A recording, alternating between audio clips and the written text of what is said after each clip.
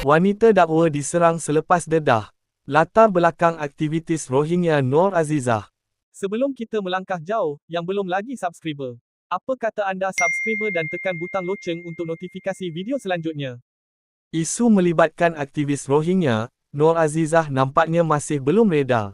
Apabila seorang wanita di Threads tampil membuat perkongsian panjang mengenai perkara itu. Dalam hantaran tersebut, wanita berkenaan mendakwa ada pihak cuba menyerangnya semula selepas dia mempersoalkan naratif yang dibawa sebelum ini. Katanya, dia tidak berselindung di sebalik akaun palsu, sebaliknya tampil menggunakan akaun sebenar dan gambar profil sendiri.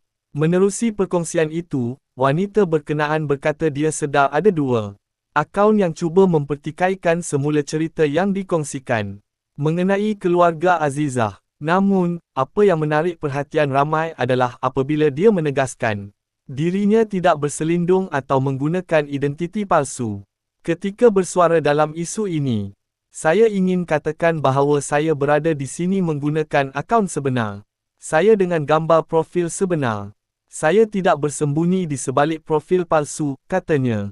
Perkara paling penting yang saya mahu tekankan adalah kepentingan untuk tidak membesar-besarkan cerita dan menipu ketika cuba memperjuangkan sesuatu, katanya. Dengan sentimen kebencian terhadap populasi Rohingya yang semakin meningkat, tindakan mereka telah membuatkan usaha untuk memastikan keselamatan masyarakat Rohingya menjadi jauh lebih sukar, katanya. Saya juga berharap korang semua tidak menggunakan segala kebenaran yang saya dedahkan dalam hantaran saya mengenai Azizah untuk mencetuskan kebencian atau keganasan terhadap orang yang tidak bersalah, katanya.